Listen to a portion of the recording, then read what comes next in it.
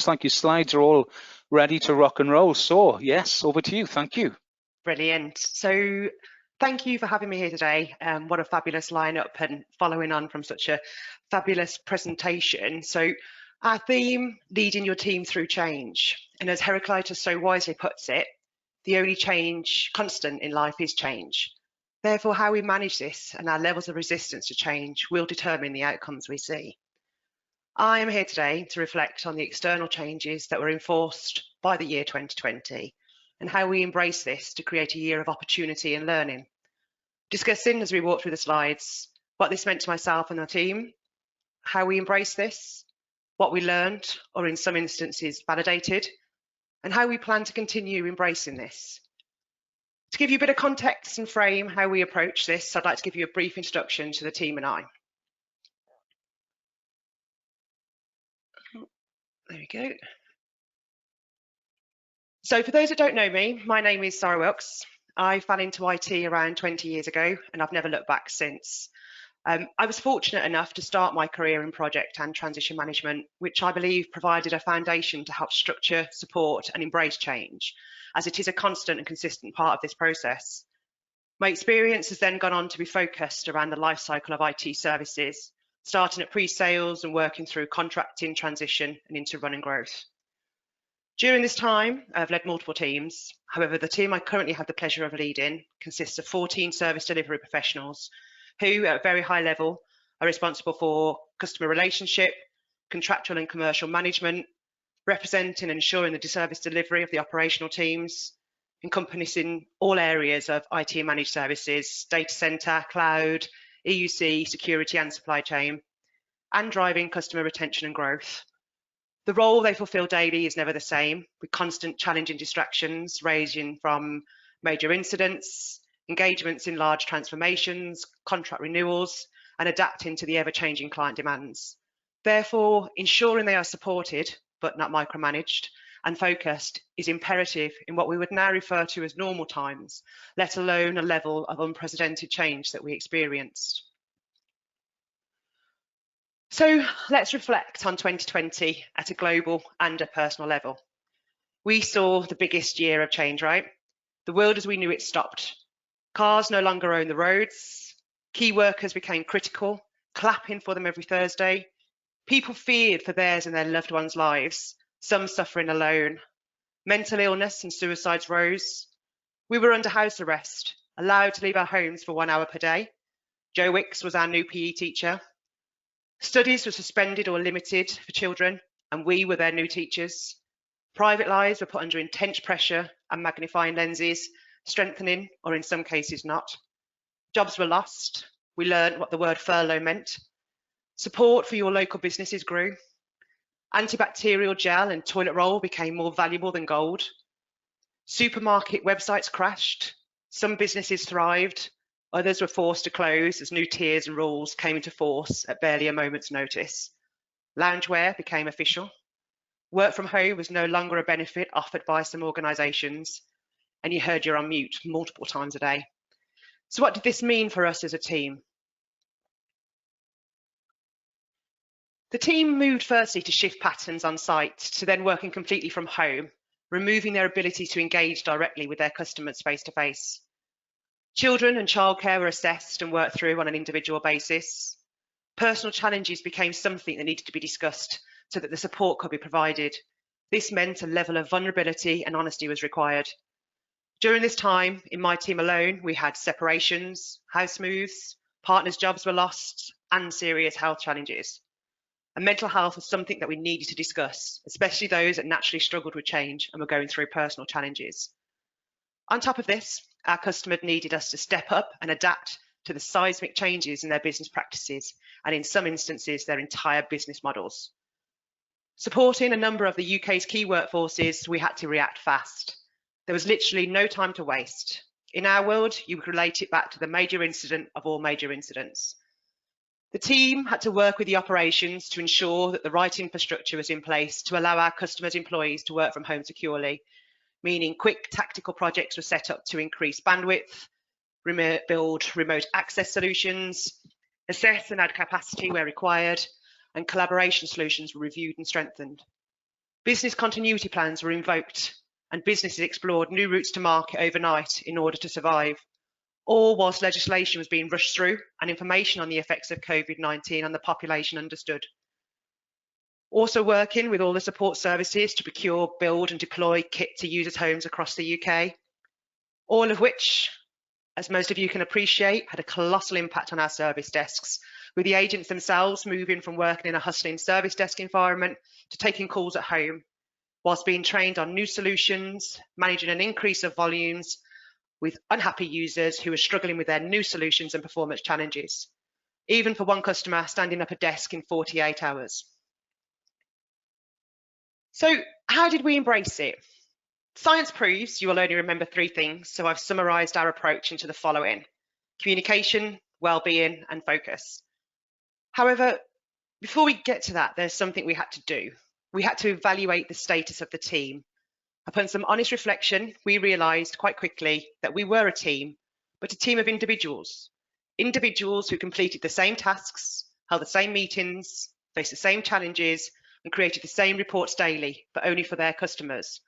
The only common thread through this being me as their leader and the monthly meetings we all attended. I am not too proud to ask myself the question, should I and could I have noticed this earlier? Maybe the answer to this is yes. However, I couldn't change the past, but we could change the future. And in order to embrace the wider challenge of 2020, we needed to adapt the way we were working at a basic level and grow from there. So, communication.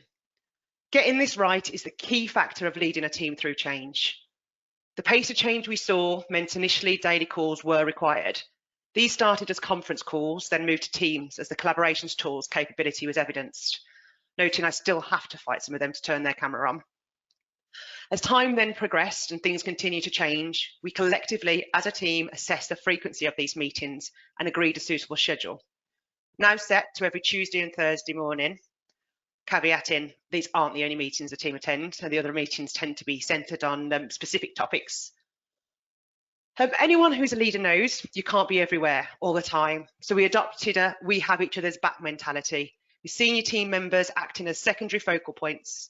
And when a team culture of togetherness is truly embodied and brought into, it creates a powerful going above and beyond ethos.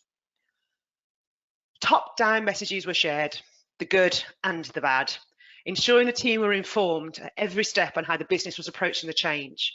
In times of crisis and extreme change, businesses can often be insular with communications, thinking that they are protecting their employees, not realising that this can have the opposite effect.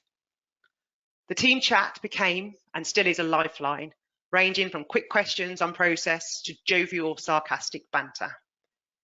Which leads me nicely into well-being, the state of being comfortable, healthy or happy. Whilst the world was in chaos, our personal lives being turned upside down and workload increasing to meet the customer's challenges, how can you ensure the well-being of your team?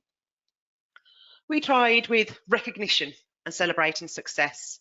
This became something we tried to infuse into our everyday, which in the world of services can be challenging. Most of you, if not all of you, will also experience that we never reflect on the 98% that went right. It's the 2% that cause an issue that is fired under the microscope. This constant negativity can draw on people's motivation, creating an attitude of what's the point, as nothing is ever going to be good enough. Therefore, trying to be creative with recognition becomes ever more important. A few examples of how we try to achieve this. As well as having escalations on our updates calls, we added a section for successes. The team did find this challenging at first, as it was a change in mentality, and they still laugh at me now. However, it reminds us to remember and reflect on this. These can be however big or small you want them to be. A success is still a success.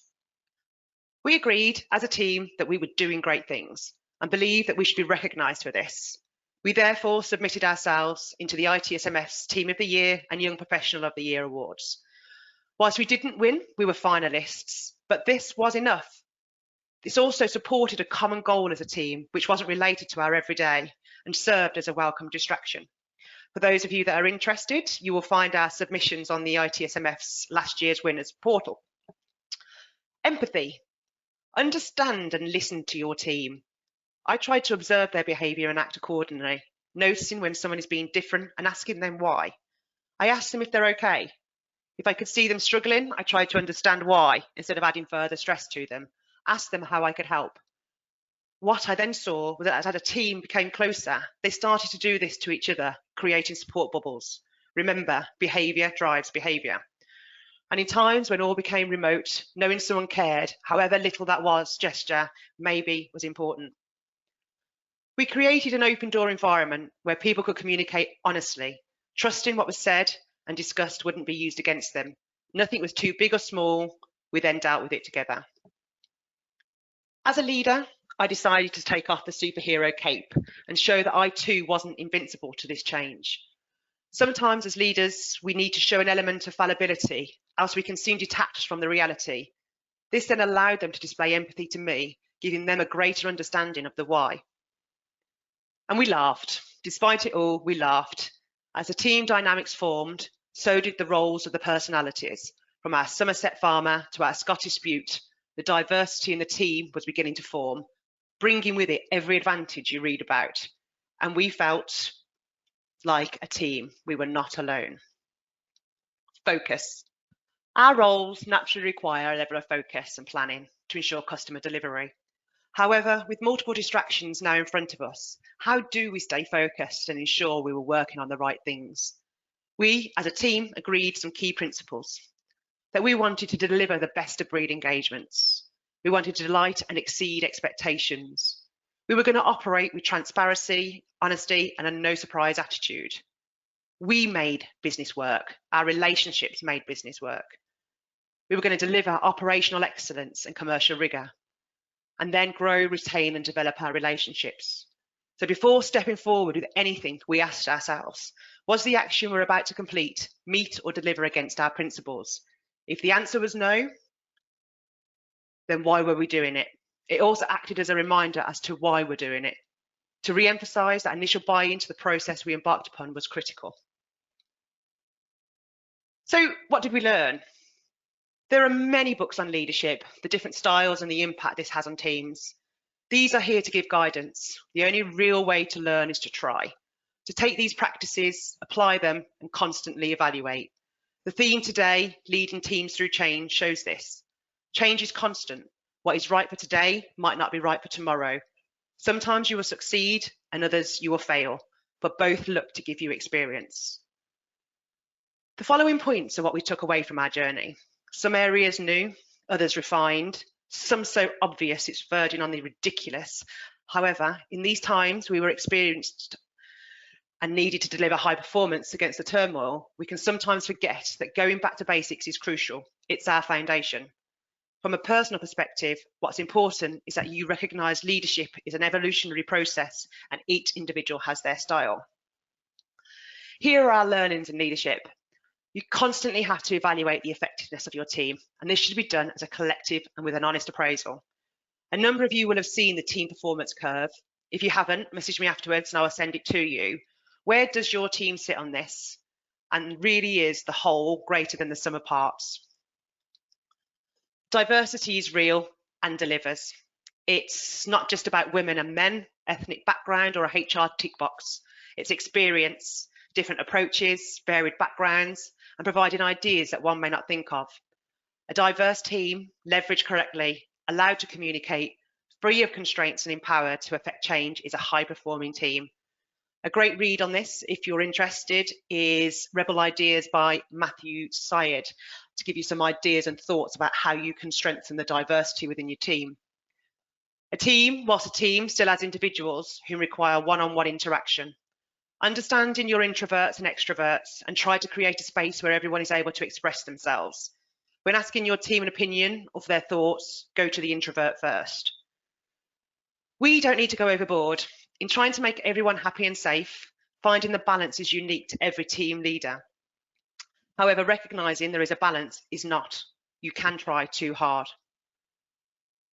Whilst you can create an inclusive games night, a virtual run club, and a lunchtime yoga session, understand that this isn't everyone's thing. Make it optional, and if they want to contribute, join, that is their choice. Your role is to provide options to allow this. The team need to be involved in the decision making. Simple. This stops mutiny in the troops. The team had manager in their job title. So ensuring they were allowed to act as leaders in their own right and not micromanaged meant they were accountable for their delivery. By relinquishing my control, which came from a place of protection and trying to help, meant that they were more accountable and excelled in delivery. Again, if you want some help on how to do this, there's a great book in creating a leader program called Turn the Ship Around by L. David Marquet. There is never too much communication, and enabling the teams with the right tools to do this only accelerated the advantage this brings. Providing a common goal that is outside of the day-to-day activities brings a team together in unity. Job titles, positions, and personalities are at a point irrelevant because everyone is equal. The goal we are working towards currently is a sponsored team walk with a cumulative amount of miles to achieve, whilst raising money towards a personal charity for somebody in the team for a 16-year-old boy who requires critical surgery not available to him on the NHS. If you do feel you would like to contribute to this, you will find the Just Giving link on my LinkedIn profile. Moving to emotions and well-being. So in uncertain times, especially where the risk of job losses are real, your team become machines. They try to outprove their worth, focusing on ensuring stability. Ensuring they reflect on their own emotions and well-being goes to the bottom of the pile. We as leaders have a duty of care to remind them of this and try and get them to reflect and adapt. Understand you can't make them do this. It has to be something that they do themselves, but you can be that nagging voice on their shoulder. Not being okay is okay. Pretending isn't. Allow your team to feel that they can tell you if they're experiencing issues, either at work or personally. When they share this with you, respect it and allow them freedom to focus and deal with it. Be available to provide support, but sometimes all they want is someone to listen and not judge. Taking time off, even though you can't go to Greece, is still important. The machines at work sometimes need to be turned off to improve performance. This is the same. Hit the reset button. Resilience is something that can't be taught. You either have it or you don't. And if you do, it can come in varying levels. Understanding the levels of resilience in your team allows you to know who requires additional and different support and what their triggers are. Where you have trust, you have loyalty, which works across the team. The team not only have to trust you, they have to trust each other. Removing and providing assurances on social, economic, and personal challenges within your sphere of influence takes the worry beads away, allowing the team to breathe and focus on the task in hand instead of being caught up in the what-ifs. This again links to the view of being honest. And get moving. Science has proven that physical exercise releases endorphins, which improve productivity and well-being. If they can do this in the fresh air, even better. Try and encourage your team to get active. I threatened them at one point with lunchtime YouTube exercise classes. However, for now, we have settled for our sponsored walk. Let's see what's next. We learned that approach to leading and emotions were important, but how we worked also impacted our day-to-day. Everything about how we work changed overnight.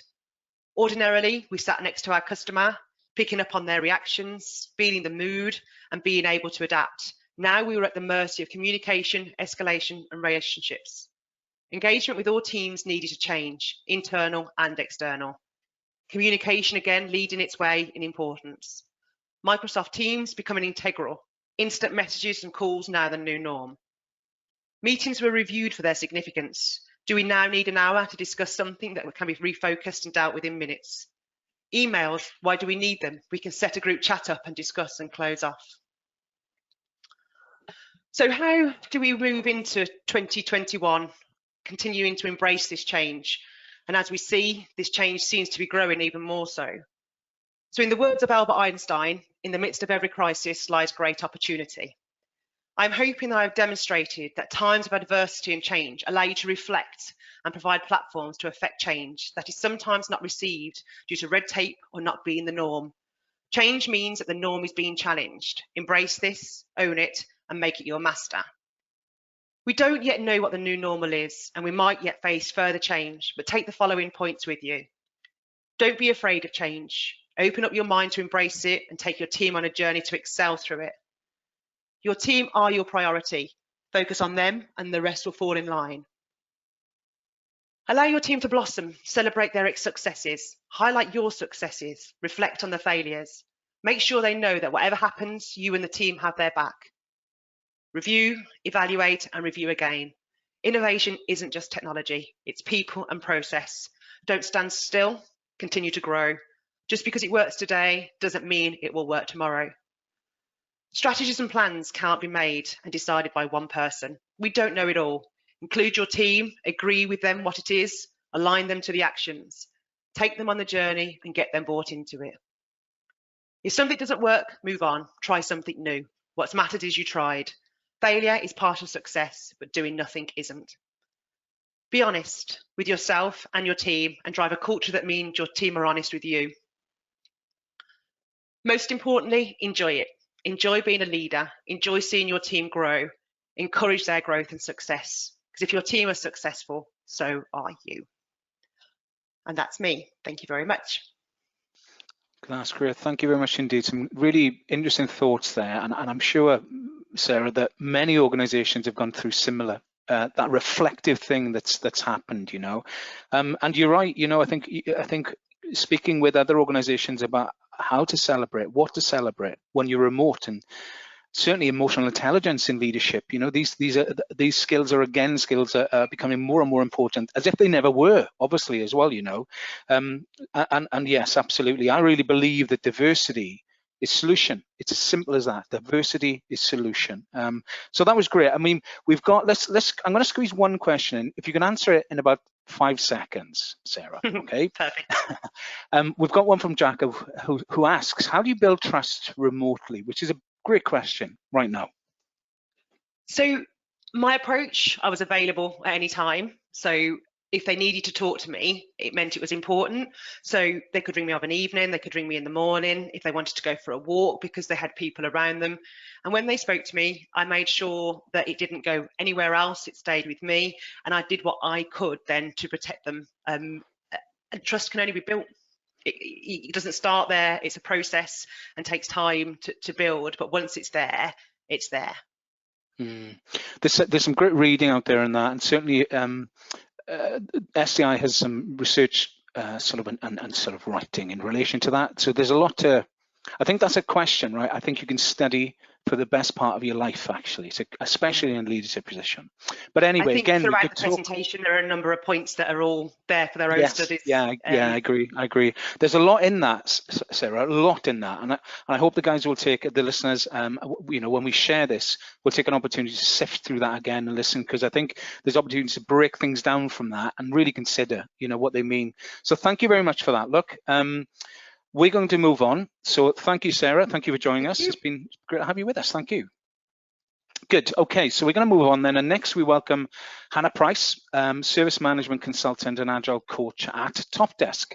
And Hannah will be talking about how to make change a success. And I think certainly many of our listeners today will be interested to listen